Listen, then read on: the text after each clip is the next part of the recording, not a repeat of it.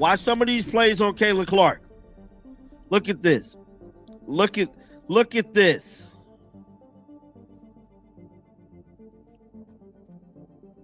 See that? Grabbing. How does the face of a league suddenly vanish, and no one knows exactly why? Caitlin Clark is officially out. A 2-week absence, they say. Quad injury, but there was no dramatic fall. No injury timeout. No grimace. No limp. Just silence. And then the announcement. So some of these stuff is from last year as well. She took a beating last year. We all remember that. That was the Kenny Carter thing. I poked DJ Carrington. It's just a beating. Immediately, fans went into detective mode, scrubbing through game footage, digging through replays, piecing together every moment from the past few weeks to figure out when the injury really happened. Because here's the truth, something doesn't sit right. They're telling you it happened during the game against the New York Liberty. But if you're really watching, really paying attention, you'll see the damage was already done before that game even tipped off. Also, if you're seeing the cracks and want the full picture the league won't show you, smash that subscribe button, because this story's far from over. Footage of her putting heat packs on her leg. There is new footage of her heating up her quad when she's playing.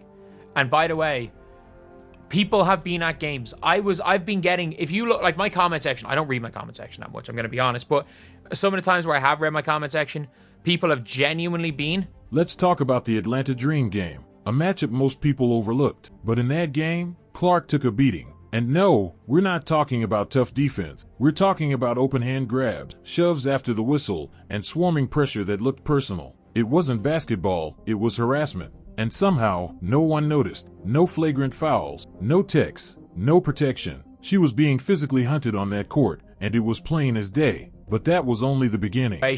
But again, the fact is that there is footage basically that is proven that, you know, she has been using a heating pad, and there's finally footage of it. Like, it's not just comment sections. And it's the reason why I wasn't that fussed on this injury. Or not that I'm not. The footage doesn't lie. More clips surfaced, some from this season, some from her rookie year, and a pattern starts to emerge: excessive contact, constant traps, zero calls. This isn't tough defense. This is targeted aggression. This is a league letting its most marketable player get treated like she doesn't matter. And it's all caught on camera. One fan said it best: when you allow this kind of behavior in your league, someone is bound to get hurt. And here we are. Caitlin Clark is hurt. And the WNBA has a crisis on its hands. Financial impact in the teams for 2 weeks, but the long-term financial impact of this injury might actually be scary. It might actually be scary for the WNBA. Clark's performance dipped. Her shot stopped falling. Her three-point numbers went cold. And then suddenly, almost without explanation, head coach Stephanie White took her off the ball. A move that made headlines. A move that confused everyone. Why take the ball out of your star's hands? At first, people chalked it up to strategy, fatigue, maybe even team chemistry. But now, it's looking like something else. Like a cover-up. A way to limit her physical workload without admitting she was playing hurt. And that raises an even bigger question. How long had Caitlin Clark been injured before the public even knew? Game. Many WNBA fans are calling out the referee problem, and they are demanding answers, and they are demanding changes. Now, if you guys want to hear my full reaction and my... This wasn't a rolled ankle. This wasn't a one-time hit. This was accumulated damage from game after game of unchecked contact. And what makes it worse is that everyone saw it, except the people paid to protect her. This isn't just about one injury. It's about a league that let this happen, a team that didn't speak up, a coach who hid the truth, and an entire media ecosystem that's now scrambling to rewrite the narrative. Because make no mistake, this injury changes everything. It's fine. I mean, same mindset. We got to do it as a team on both ends, and you know, there will be some opportunities for us to work on things that we haven't done well in other games, and just keep continuing to try to improve and not be making the same mistakes over and over. So every game is a test. There's something to get from it in a win and a loss. And yeah, we're excited.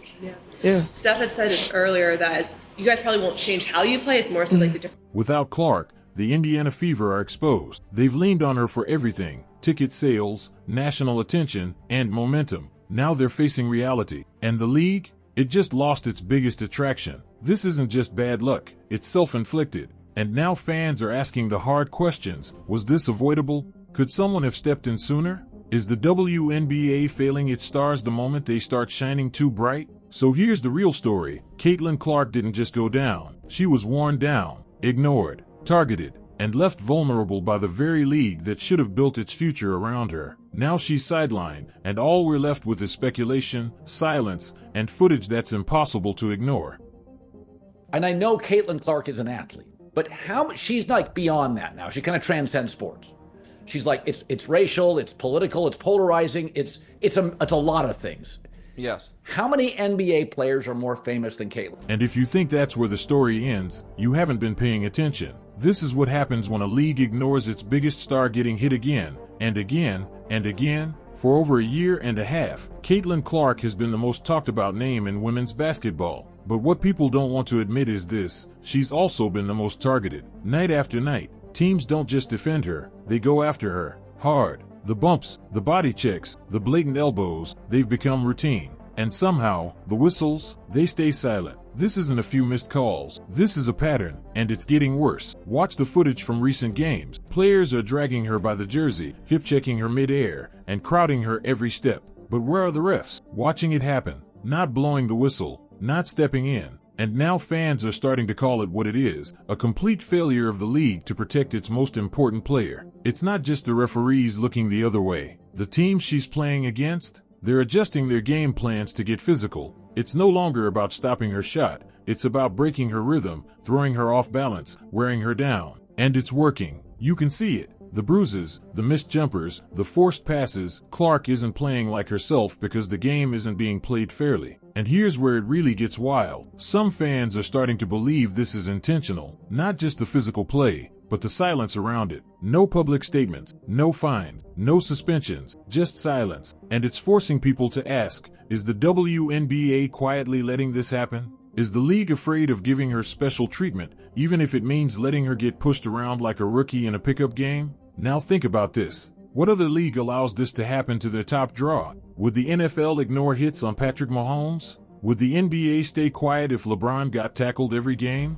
Of course not. But somehow, Clark is expected to take it, game after game, play after play. And when she finally ends up sidelined with a quad injury, suddenly, everyone acts surprised. Please, this didn't come out of nowhere. This was building. And the WNBA watched it unfold. They didn't just let her down. They exposed themselves. Because if you're not going to protect your star, your headline maker, then what exactly are you doing? So here's the truth no one wants to say out loud. Caitlin Clark wasn't just hurt by contact. She was failed by silence. And now the damage is done. Why did nobody stop it? The Atlanta Dream game wasn't just physical. It was something else. Something fans are calling blatant abuse caught on camera. Caitlin Clark wasn't just guarded. She was dragged, shoved, and swarmed. And yet, the refs stood there like nothing was happening. No whistle, no warning, just silence. This wasn't defense. This was personal. Watch the clips closely. You'll see defenders grabbing her jersey, pressing into her space, and jamming her before the ball even touches her hand. The refs? Nothing. The bench? Quiet. It's like everyone made up their minds. Clark was going to get hit that night, and no one was going to protect her. And fans are calling it out for what it really was: organized, unchecked aggression. But it didn't stop at that one game. The Atlanta footage is just the most obvious example. What it really does is confirm what fans and analysts have been shouting for months. Clark has been taking this kind of contact all season long. She's being trapped, shoved midair, and boxed out with more force than the league allows. And if you think it's random, think again. It's happening way too often to be a coincidence. Now here's where things turn ugly. This wasn't physical play gone too far. It was a warning, a statement that no matter how popular she is, no matter how many fans show up for her, she's not getting special treatment. The problem? She's not even getting basic protection. And it's fueling the theory that refs are letting it slide on purpose, afraid to be seen as giving her any kind of edge. And if that's true, it means the system is failing her on purpose. That game against the Dream? It wasn't a fluke. It was a perfect example of what's been happening quietly for months. The difference now is, it's on tape. People can't pretend they didn't see it anymore, because the footage says it all. Clark wasn't just targeted, she was abandoned. Most headlines point to the New York Liberty game. That's the moment fans were told to look at. But those who really watched, they're saying it started earlier, much earlier. The real damage may have come days before, during the Atlanta Dream game, where Clark took hit after hit, and no one stepped in to stop it. And here's where things start to unravel. That Dream game wasn't just physical. It was relentless. Clark was swarmed the entire night. Grabbed, hip-checked, trapped into corners and shoved off screens. She played through it, but her movements were different. Her pace looked tight, unnatural, and now, looking back, it's clear something changed in her after that game. Her body looked stiff, her shot lost its rhythm, and still, no one asked questions. But it gets worse. After the Liberty game, the narrative shifted. Suddenly, the focus was on that one night, as if the injury appeared out of nowhere. But there were already signs before then. Missed shots, short minutes, a different energy on the court. So why cover it up? Why pretend the dream game never happened? Because if the truth got out, it would force the league and the officials to own what they let happen. And that's exactly what they don't want. If Clark's injury did start in that dream game, it means she played hurt. 4 days, maybe longer. And that's a direct failure of everyone around her. Coaches, trainers, league officials. All of them let her keep pushing, even when her body was sending warning signs, even when the contact crossed the line. And now the damage is done. This isn't a single play injury. This was built over time. And the Atlanta Dream game? That was the breaking point. The moment everyone ignored, and the moment Caitlin Clark may never fully bounce back from. What if the coaching decision wasn't strategy at all, but damage control? In the past few games, Coach Stephanie White made a move that raised eyebrows. She took Caitlin Clark off the ball. At first, it looked like a tactical adjustment, maybe to shake things up. But now, fans are connecting the dots, and it looks a lot more like a quiet attempt to manage Clark's injury without admitting she was hurt. Because if they told the truth, they'd have to explain a whole lot more. The timing was suspicious. Clark's minutes were getting shorter. Her shooting? Off. Her movement? Slower. And suddenly, she's no longer the primary ball handler? That's not coincidence. That's a cover-up. It's what coaches do when they're trying to reduce stress on a player's legs without pulling them off the court completely. And that decision may have backfired, because instead of protecting her, they pushed her just enough to make it worse. Clark was still being hounded by defenders, still cutting hard, still playing at game speed. Only now, she wasn't in control. She was reacting. And when you're already injured, that's the fastest way to turn a strain into something much more serious. And that's exactly what appears to have happened. But the real issue isn't just the injury, it's the silence. White never said a word. No updates, no warning. Just quietly moved Clark off the ball and hoped no one would notice. But fans noticed. They always do. And now people are starting to ask the hard questions. If Clark was hurt, why wasn't it disclosed? Why keep it a secret until she couldn't play anymore? Because the truth makes the coaching staff and the entire organization look careless. If they gambled with Clark's health to win a few regular season games, that's not leadership. That's failure. And now, with Clark sidelined, that decision doesn't look strategic. It looks desperate. It looks like a mistake they hoped no one would call out. But now the spotlight is on them. And there's no walking this back. The truth is right in front of everyone, but people still argue it away. The footage doesn't lie. Caitlin Clark has been shoved, grabbed, pushed to the ground, and barely a whistle in sight. Fans saw it, over and over again. And now the comment sections are on fire. Some are outraged, demanding the league finally step up and protect her. Others, they're calling it just normal defense. Normal? There's nothing normal about targeting a single player like this every game. There's nothing normal about letting a star get manhandled while the refs swallow their whistles. But that hasn't stopped critics from brushing it off. She needs to toughen up. That's what real basketball looks like. Stop babying her. That's the kind of stuff being thrown around online. And it's not just wrong, it's dangerous. Because that mindset is exactly why this keeps happening. Clark isn't asking for special treatment. She's asking for the same protection every player is supposed to get. But when she gets hacked, nothing. When she gets elbowed, play continues. And the people defending that are just proving the point, they don't want to see her succeed. They want to see her silenced. And here's where it really gets twisted. Some of these same fans claiming it's not that serious are the ones who cheered when she brought record ratings, sold out arenas, and national attention to the WNBA. But now that she's under attack, they go quiet, or worse, they defend the hits. That's not fandom. That's fake support. And it says more about them than it does about Clark. Because if this had happened to anyone else, there would have been outrage. Let's be honest, if this was happening to a veteran or a league favorite, the league would have stepped in. But with Clark, they wait, they ignore, and some fans cheer that on. But the real ones, they see what's happening, they're speaking out, and they're demanding more. Because pretending this is just physical play is how stars get ruined before their prime. What's the point of growing a league if you can't protect the reason people are watching? Caitlin Clark isn't just a rookie. She's the face of a movement. She brought the cameras. She brought the crowds. She made people care. But instead of protecting her, the WNBA stood back and watched her get knocked around, and now that silence is catching up to them. Because when your biggest star goes down and nobody says a word, you don't just lose a player, you lose trust. The league had momentum like never before. Sellout crowds, national TV spots. Suddenly, the world was watching.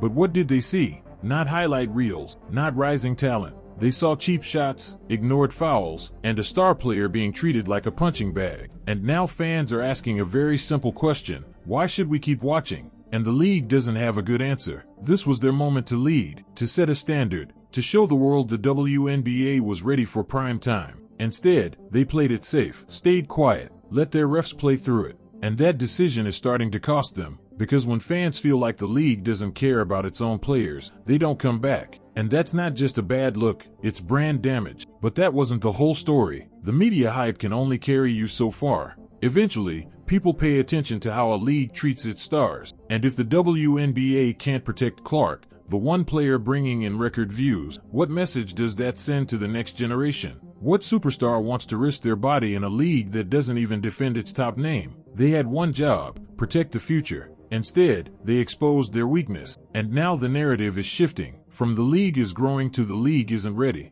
And that's a hard reputation to fix once it sticks. Make sure you guys hit that subscribe button, and I will see you soon.